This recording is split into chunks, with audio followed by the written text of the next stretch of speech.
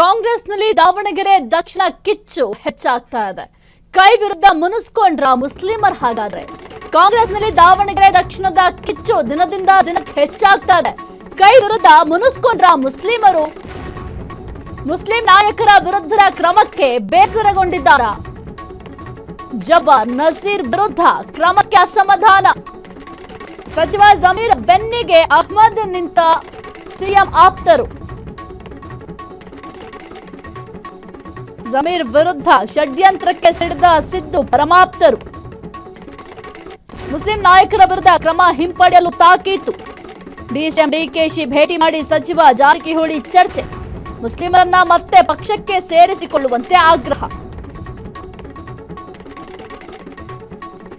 ಕಾಂಗ್ರೆಸ್ನಲ್ಲಿ ಒಂದು ದಾವಣಗೆರೆ ದಕ್ಷಿಣ ಕಿಚ್ಚು ದಿನದಿಂದ ದಿನಕ್ಕೆ ಹೆಚ್ಚಾಗ್ತಾ ಇದೆ. ಕೈ ವಿರುದ್ಧ ಮುಸ್ಲಿಮರು ಮುನಿಸ್ಕೊಂಡ್ರ ಎಂಬ ಪ್ರಶ್ನೆ ಕೂಡ ಇದೆ. ಮುಸ್ಲಿಂ ನಾಯಕರ ವಿರುದ್ಧದ ಹೈಕಮಾಂಡ್ ಕ್ರಮ ಏನಿದೆ, ಒಂದು ಹೈಕಮಾಂಡ್ ಕ್ರಮಕ್ಕೆ ಈಗ ಆಲ್ಮೋಸ್ಟ್ ಅಲ್ಪಸಂಖ್ಯಾತರು ಅಸಮಾಧಾನವನ್ನು ಕೂಡ ವ್ಯಕ್ತಪಡಿಸಿದ್ರು. ಯಾಕೆ ಮುಸ್ಲಿಮರನ್ನು ನೀವು ಟಾರ್ಗೆಟ್ ಮಾಡ್ತಾ ಇದ್ದೀರಾ ಅಂತ.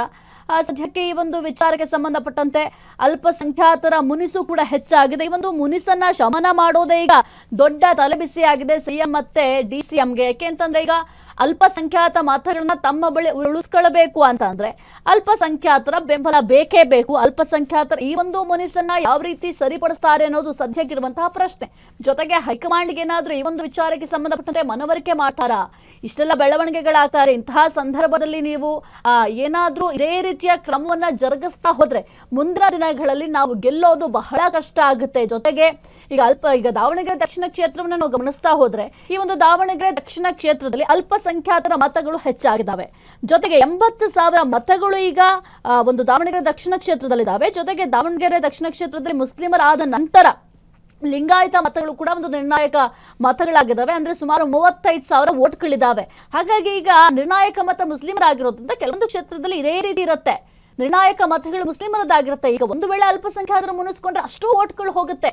ಕಾಂಗ್ರೆಸ್ಗೆ ಪ್ರತಿ ಬಾರಿಯೂ ಕೂಡ ಬಹಳ ಒಂದು ವೋಟ್ ಬ್ಯಾಂಕಿಂಗ್ ಆಗಿರಬಹುದು ಅಥವಾ ಕೈ ಹಿಡಿತಾ ಇರುವಂತಹ ಮತಗಳು ಅಂತಂದ್ರೆ ಒಂದು ಮುಸ್ಲಿಂ ಮತಗಳು ಅಂತ ಹೇಳಲಾಗುತ್ತೆ. ಅಂಥದ್ರಲ್ಲಿ ಮುಸ್ಲಿಂ ಮತಗಳೀಗ ಕೈ ತಪ್ಪ ಹೋದ್ರೆ ಕಾಂಗ್ರೆಸ್ ಮುಂದಿನ ದಿನಗಳಲ್ಲಿ ಗೆಲ್ಲೋದು ಅಥವಾ ತನ್ನ ಅಸ್ತಿತ್ವವನ್ನ ಉಳಿಸ್ಕೊಳ್ಳೋದು ಬಹಳ ಕಷ್ಟ ಆಗುತ್ತೆ.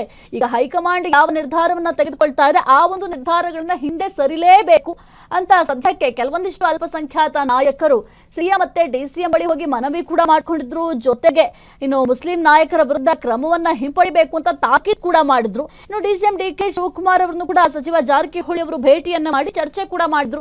ಇಷ್ಟರ ಮಟ್ಟಿಗೆ ಕ್ರಮ ಜರುಗಿಸೋದು ಸರಿಯಲ್ಲ. ಆಲ್ರೆಡಿ ಅಲ್ಪಸಂಖ್ಯಾತರು ನಮ್ಮ ಮೇಲೆ ಮುನಿಸ್ಕೊಂಡಿದ್ದಾರೆ. ಇದೇ ಒಂದು ಕ್ರಮ ಮುಂದುವರೆದ್ರೆ ಬಹಳ ಕಷ್ಟ ಆಗುತ್ತೆ. ಆಲ್ರೆಡಿ ಜಬ್ಬಾರ್ ಆಗಿರಬಹುದು, ಜೊತೆಗೆ ನಜೀರ್ ಅವರ ವಿರುದ್ಧ ಕ್ರಮವನ್ನ ಜರುಗಿಸಲಾಗಿದೆ. ಇಬ್ಬರ ತಲೆದಂಡ ಆಗಿದೆ. ಈಗ ನೆಕ್ಸ್ಟ್ ಜಮೀರ್ ಅಹ್ಮದ್ ಏನಿದ್ದಾರೆ ಅವರ ವಿರುದ್ಧ ಕ್ರಮ ಜರುಗಿಸಲಾಗುತ್ತೆ ಅಂತ ಕೂಡ ಹೇಳಲಾಗ್ತಾ ಇದೆ. ಮುಖ್ಯವಾಗಿ ಒಂದು ಸಚಿವ ಸಂಪುಟ ಪುನರ್ರಚನೆ ಏನಾದ್ರೂ ಆದ್ರೆ ಆಗ ಸಚಿವ ಸ್ಥಾನದಿಂದ ಜಮೀರ್ ಅಹ್ಮದ್ ಅವ್ರನ್ನ ಕೈ ಬಿಡಲಾಗುತ್ತೆ ಅನ್ನುವ ಮಾತು ಕೂಡ ಇದೆ. ಅದರ ಜೊತೆಗೆ ಸಚಿವ ಸಂಪುಟ ಪುನರ್ರಚನೆ ಏನಾದ್ರೂ ತಡ ಆದ್ರೂ ಕೂಡ ಏನಾದ್ರೂ ದಾವಣಗೆರೆ ಕ್ಷೇತ್ರದಲ್ಲಿ ಕಾಂಗ್ರೆಸ್ ಸೋಲನ್ನ ಅನುಭವಿಸಿದ್ರೆ ಜಮೀರ್ ಅವರನ್ನ ಕೈ ಬಿಡ್ತಾರೆ ಎಂಬ ಮಾತು ಕೂಡ ಆಗ್ತದೆ. ಜೊತೆಗೆ ಒಂದು ವಿಚಾರ ಬಹಳ ಚರ್ಚೆ ಆಗ್ತಾ ಇದೆ. ಹಾಗಾಗಿ ಇದೆಲ್ಲವನ್ನು ಕೂಡ ಹೈಕಮಾಂಡ್ ಗಮನಕ್ಕೆ ತನ್ನಿ ಅಂತ ಸಚಿವ ಜಾರಕಿಹೊಳಿ ಅವರು ಡಿಕೆ ಶಿವಕುಮಾರ್ ಅವರ ಜೊತೆ ಚರ್ಚೆ ಕೂಡ ಮಾಡಿದ್ದಾರೆ.